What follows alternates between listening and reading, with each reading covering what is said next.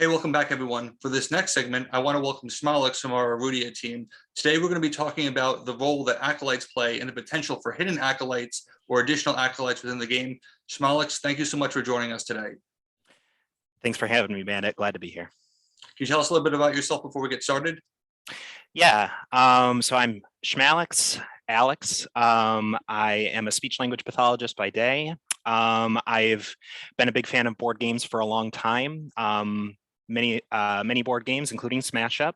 Smash Up was what led me to originally to Crank It Up. I had been following the channel for a while, and when I heard about Erudia and Bandit recruiting some more playtesters, I got in touch with him and jumped onto the team.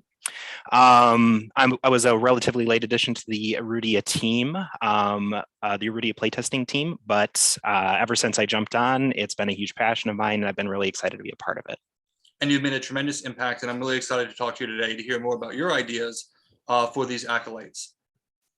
For those who aren't familiar, Acolytes represent playable characters like in an RPG. If you are the main character, the protagonist, you may have supporting characters who are special and not just NPCs. And that's what these Acolytes represent. Because they are unique individuals and because they are draftable, we have the opportunity to add more into the game as we see fit. It's a fun way of revisiting classes from the past down the road, or we could do it at any given time that we want to. So today we're going to do something fun, and we're going to design some on the fly. I want to hear what Shmalex thinks for some of the Acolytes. So Shmalex, take it away, starting with the cavalry. Yeah, for sure. So a little bit of context. When I first started thinking about this, I kind of did it through the lens of, okay, what does this class need? And then the more I thought about it with that wording, the more I soured on that. And I thought, well, this should be a complete product. They shouldn't need anything. And so I kind of shifted the way I was thinking about it a little bit and thought more, what is something that a class in the core set kind of dabbles in? So it already has, but that could be explored more deeply. And that's the way that I wanted to think about it. So thinking about the cavalry, one thing I noticed about them that I thought was interesting is that they're one of the classes that deviates from the, standard quantity of minions, actions, and items. They have more items than average. And I think that's interesting because they don't have any cards that explicitly interact with items or with weapons, like the other classes that deviate do, like knights and chemists, who also have more items, but it's obvious why they have more items because of the interactions. Cavalry don't have any specific interactions that I remember, at least, with the sort of extra items that they get access to. And I thought maybe like exploring that would be kind of cool. What I wrote down was something like react after you play a weapon on an allied unit here, gain 1 charge, and then unleash, move this unit to an adjacent battlefield. So it kind of like powers up from like weapon plays and then can use those plays for some extra movement. Thought that would be kind of interesting. So that's actually really interesting because it's very close to what the cavalry Acolytes barely changed, but there was one who got cut who dealt specifically in weapons and attachments. And I want that to come back. So the fact that you're saying that it should probably means it was meant to be a depot style one where you run to the base, you pick up something, and then you keep moving on. And so it was like in the mold of a Sleipnir or an encampment. Sure. Yeah, I can see that. And I also was thinking, I guess, a little bit more specifically too about an acolyte. There's 3 copies of the halberd in the secondary version of the class. And I was thinking like it'd be cool if there was an acolyte who like really liked the halberd, like, and could make a lot of use out of it and make it more than what it is at face value. I thought that would be cool. But definitely, I'm really interested in that. All right, next on to the chemists. Yes. The chemist, my favorite class. All right. This one was surprisingly challenging for me. And I think it's because it's my favorite class. I'm like, don't change anything. It's perfect. They need nothing. But again, kind of thinking about that theme of what do they dabble in that could be explored further. And something I noticed was that they dabble a little bit in protection and cloaking. Just a little bit. And if I'm remembering correctly, I think they only get the protection from epinephrine in the secondary. I think that's a secondary only. But I thought that that was kind of interesting because protection is actually pretty hard to come by in the core set.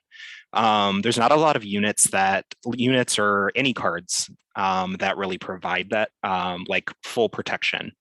And then something that is pretty well known about the chemists is that especially on like mid base turns, like turns when they're not trying to break something, they kind of struggle for something to do with their advanced tactic. And so I thought it would be interesting if an acolyte had like the ability advance, choose a nearby allied unit, it is protected until daybreak. I thought that would be kind of cool. Another thing that I wrote down was a kind of a sort of a parallel of another acolyte from the dragons, and it's Tiamat. And I wrote down, at nightfall, if you did not play an item this turn, draw a card. So kind of like ways to kind of ramp up and build themselves up on those turns when they're not blowing something up. So that's really, the second one is, they're both interesting, but the second one is really interesting because that leans into the Tinkerer perfectly. Because the whole point of the Tinkerer is that it's like adding a 2-power item that has unit benefits as well. Like an acid team, but it's a unit version, yeah. Right, and so you can play them at any time. Because one of the things that hurts the chemist is that, by design, is that like you can't just keep playing items every turn. You got to go for the water on acid play. That is really interesting.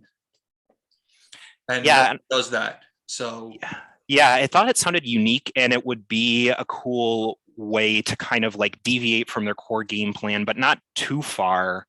You know, it's just like, okay, I'm going to try to emphasize, rather than the nice rhythm of burst, reset, you know, bursting with Elian, resetting with Hodgkin, that kind of pattern that they get into is kind of going a little bit more for those mid-game plays. Could make the secondary especially really interesting, but even in the primary. Yeah, so then who gets cut? Oh man, that's such a difficult question. I think that's a difficult question in every case, you know. Probably depends so much on, I don't think, for me at least, I don't think I choose the same one every time. And for most classes, it probably depends on like the matchup and the game plan that I sort of make at the start. Like, okay, this game, because I'm facing, you know, fighter clerics and I'm playing chemist knights, this is my game plan. You know, and I kind of adjust accordingly. You know, I mean, I think it would probably make sense to drop one of the recursion acolytes if you kind of went for that more defensive like setup style. So dropping either Avogadro or Hodgkin, but maybe not in every case. Maybe Dalton. I don't know. Yeah, that makes a lot of sense. All right, clerics. So this is one that I kind of had fun thinking about. For this one, I specifically don't like the ability that I wrote down, but I do really like the concept. And the concept is tactic suppression. So clerics have tactic suppression in one form in Veil of Silence.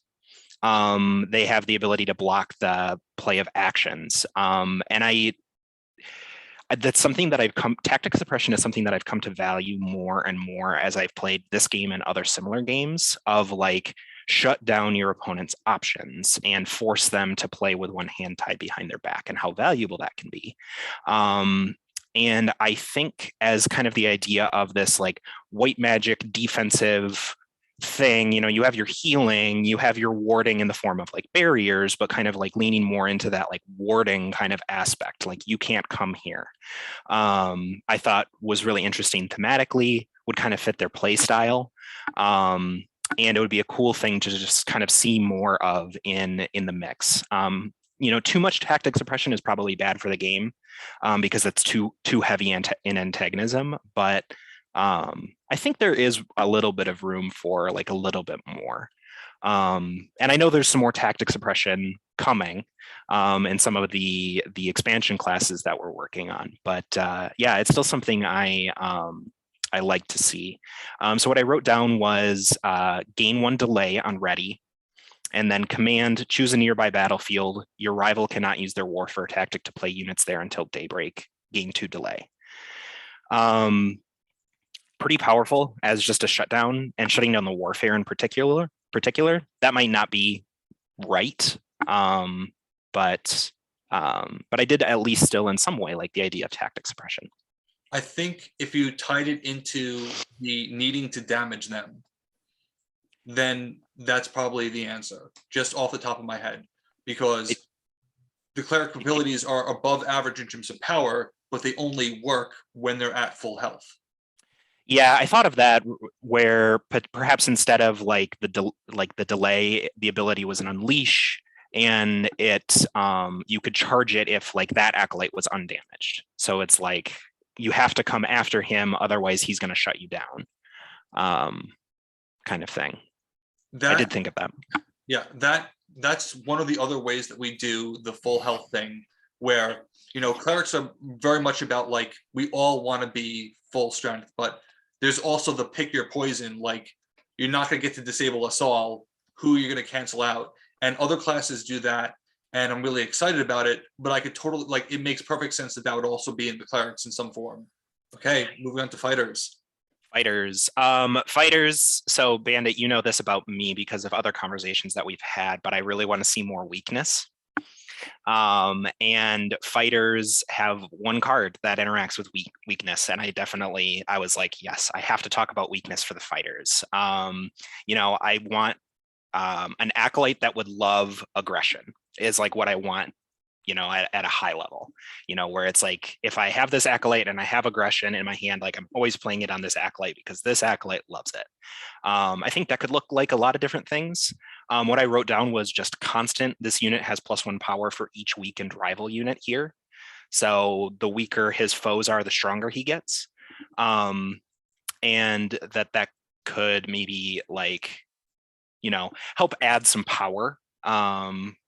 Just in general to have like maybe a different game plan for just kind of having a big powerful unit for a class that doesn't usually go for that strategy as often. But yeah, that was what I wrote down.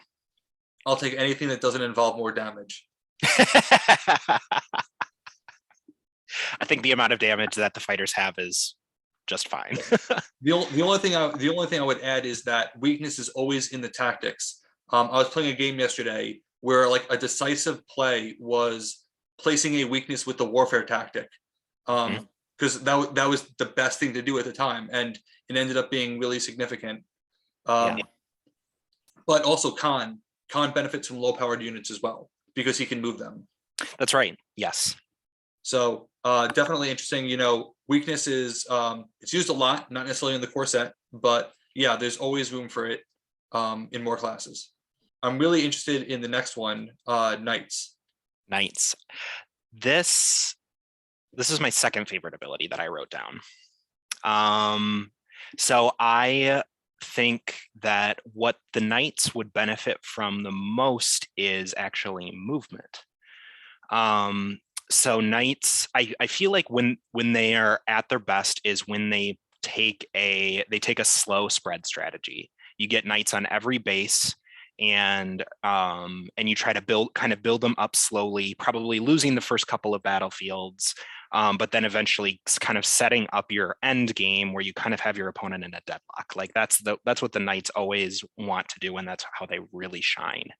And I think because of that, like spreading out, the ability to move around helps them a lot. Either like maybe a knight jumps on a battlefield, and then your opponent says, I'm not going to let you spread out, I'm going to rush it. And then you're like, oh, sorry, I'm getting out of the way. I'm going to kind of keep my, this battlefield's going to fall, so I'm going to get my guy somewhere else and reposition myself for later. And I thought they would really like more dynamics in that way. They have Garamond, who's a great acolyte for the Knights, who has movement. It's movement on retreat. And I thought a different kind of movement, especially a movement that's aimed at not cavalry kind of movement where it's like spread and converge, where they move to win. It's more like movement to set up, movement to reposition yourself. I thought would be really cool.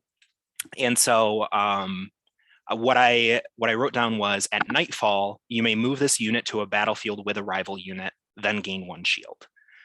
And I thought that was cool because you, at the end of each of your turns, you can kind of reposition yourself where you want to defend when it's your rival's turn. It's like you don't want them to rush this base, this battlefield, and score it solo. Like you can stick yourself there, kind of setting yourself up for different things that could happen later. I thought that could be kind of cool. Is it move this unit or move an allied unit? I wrote down this unit, but it could be an allied unit. Okay, if you change it to an allied unit, that would be great for Cher, who wants to be losing. It would be great for Garamond to say, you know what, like you're going there, I'm going with you. Yep. And it would reinforce the barricades. Yeah, we couldn't give them too much movement because I think knights are crazy when they're done well. But yeah, so I 100% agree. I think this came up in a game with somebody once where I drafted the Isidos and they're like, why? I'm like, knights want presence on every battlefield. The Isidos helps with it. And yeah, that's certainly interesting. And I like the fact that it's at nightfall because it's specifically oriented on the rival turn as opposed to daybreak, which tends to be oriented on your turn. Yeah, and I think that was important to me too in sort of differentiating from a cavalry style movement. It's like this ability is a nightfall event. It is not for like converging. Because it can't be. It's like it's for repositioning and defending, which made more thematic sense and made it more mechanically distinct in my mind. Okay, for scouts, this one just felt kind of silly. I had a tough time with scouts. The first thing I thought of was recursion, because scouts obviously love recursion. They're a class that wants to play a lot of units, and that means they're going to run out of units, and that means they want to get them back. And I went away from that after thinking about it because I just felt like adding recursion would just be too much of an obvious buff. Like if there was an acolyte that had the ability to do that, why would you ever not take it? Because it would just be so obviously good. So I kind of thought of like, what are some cool things that they can do with kind of their deck foresight aspect, where they can maybe get more benefit out of their deck foresight abilities. And the funny thing I thought of was the class that benefits the most from the rule that you don't have to draw you don't have to draw cards at the end of your turn, or you can only draw one if you want to instead of two, is the scouts, because they like to have their stuff on top of the deck ready for deploys, when they want it. And I thought it'd be interesting if there was an acolyte that had the ability that said interrupt. When you draw cards, you may draw them from the bottom of your deck instead of the top, as a way kind of like around that. Like they're setting up the top of the deck for the staging their deploys, but they can still get cards in their hand. They're just getting it from the bottom instead. So that ability exists in a class where you would never expect it. Okay. Yeah, I mean, I don't like to borrow problems from the future, but I think this might be the exception where like I really like it. It makes sense in that class to do that. My sixth acolyte for scouts also involves recursion, and it's the one I don't like. It's one of those ones where the ability makes perfect sense for scouts, but it is objectively bad. Like like when you compare it against the entire game, it's like, well, they don't need a whole lot, but yeah, this one was hard. So yeah, and I guess kind of maybe branching off and on this one a little bit, I think what makes the scouts strong is their objectively strong is their swarm capability. Like they can throw out a ton of units out of absolutely nowhere, and that makes sense. That's what scouts do. They hide, and they burst when the time is right. What makes the scouts cool and enticing and makes me want to keep playing them again and again is their foresight and shifting things around kind of abilities. Your Tene, the ability to look at and rearrange the base deck and things like that. And I would love seeing that more explored, or ways where you can benefit from deck foresight more. I also thought about ways to maybe like look at your rival's hand and gain charges based on cards that you see there. Like you gain a charge like for each card type they have in their hand, or something like that. Like depending on like it's like based on the information you get from your scouting, you get powerful. I thought could be cool. But yeah, that's actually, I'm glad you brought that up, because that's a major part of their strategy. That some people may wonder, why does the tribal horn exist in the scout? Well, the idea is that if you know what's in their hand, you know whether or not it's a good play for you, and it's about keeping track of that all game long. And you're looking, like if you look at the deck, they draw it, you obviously know what's in their hand. Like if they have their leader and their leader's attack based, like don't play it. I think, yeah, that would be a great space to revisit. I love their deck foresight. I'd have to think carefully about how to make a unique ability, because I love deck foresight so much that it's in other places. But right. certainly agree with a lot of what you're saying. I just don't know what the answer is, and that's okay. Thieves. For this one, I definitely would want to explore more item interactions. I think the leaning into the thieving aspect of the thieves over the cloaking aspect of the thieves, I think would be really cool. Like an acolyte you would probably take them with like Perugia and Sanka, and it's like you're building like a really item focused strategy. It would be cool to see a thief who could steal equipment from rival units in play. Might not be the right fit mechanically. It would be cool thematically. And then the other thing I thought of was like almost a thematic design of a thief who was like not the person actually doing the stealing, but was like a fence would be cool. Like someone who it's like if you discard an item that you steal, you get something from it. You kind of like turn the items that you steal into some other sort of benefit. So what I wrote down was command, discard an item that you do not own. An allied card gains or loses 2 of the same token. That's interesting. The that you don't own, we tried that in the thief secondary in the very beginning. It ended up becoming double strike, which was perfect. Like that's what double strike needs to be. I think when people start to see more of the cloaking classes, they'll appreciate the fact that thieves are hybrid in item and cloaking, and there are classes that go heavy in both directions. So I'd be fine with that. I'd always wanted to do more stabby with the thieves, to tie into cloaking, like you're being stabbed from the shadows, but it's very difficult to do unless it fits into their overall game plan, and I'm not sure that it does, which is why I didn't make it in.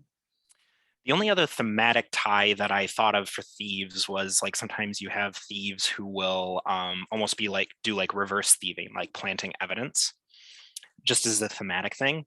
And I tried to think about how to represent that sort of theme mechanically, and I didn't come up with anything good. That's kind of fascinating, because that's not far off from one of the community content primary classes. Really? Yeah, they're the community content primaries. I'm comfortable sharing that they exist because I'm not working on them anyway. But one of them is called, for lack of a better word, the Instigators, and they're all about sabotaging various aspects, deck, hand, morale. It's not about what I do, it's about affecting what you do. Right. And I just think that would be fun for people to work on, but that's down the road. But it is going to get represented eventually. And finally, wizards. This is the one that I was actually the most excited about. So you have wizard acolytes are so interesting because in a way 4 of the acolytes are the spells that they cast, that like in a way of thinking about it, because they just search for those spells. So it's like when you're talking about Neptune, you're thinking about Aquacade, you know, and Tidal Wave, like, and you know, I think that that's cool. And it would be, so you've got like your kind of your 4 elemental acolytes. The first thing I thought of was like either like a wizard acolyte who had either like the light or the dark element. And then I quickly realized that that would make no sense because they don't have any light or dark spells. But I wanted to kind of keep going on that element thought. And so I thought it would be cool to kind of have a wizard who was like elementally flexible. And so what I wrote down was ready, name an element, react. When you play a spell of the chosen element, this unit gains 1 strength. So it's kind of like when you play them, you choose what element they are. It's like, okay, I'm playing, you know, this acolyte and they are, you know, I'm playing them with skeletons, so I'm choosing dark, or like I'm really going for like, you know, Aquacade strategy, so I'm choosing water or something like that. Like all these different ways that you could kind of, you know, gain benefits from that. And then I liked that it was just kind of gaining strength on react from playing the spells. Giving them an option to go for that's a little bit more like power based, which they don't lean in too heavily right now. They're not really a burst faction, even though at first glance it seems like they could be. They're really not. They're kind of a toolbox faction. Yeah, they're meant to be control. And with wizards, I've said in the past that I feel like I can do anything, and I feel like I'm going to win every game because it's like construct dead, unit dead, you know, attachment dead. Right. But one thing that always struck me, the wizards, like there's no room in their ceiling like to give them anything, but it always struck me that they sometimes struggle for that mid-game action despite having the extra actions of Magus, because it's all like they're prepared for anything except the I don't know what to do here sort of thing. And yeah, doing more with less is certainly an avenue that they can go to. Well, those are some really great ideas. Some of the stuff it may already be in the game. Some of the stuff is really novel. And this is why I value, you know, getting other people's, you know, insight, because we want this to feel like people are part of the game. It's not just, you know, there's a lot of cards here that are already designed. You know, I'm getting pretty much everything that I ever wanted out of this. I want, you know, the chance for other people to feel the same way.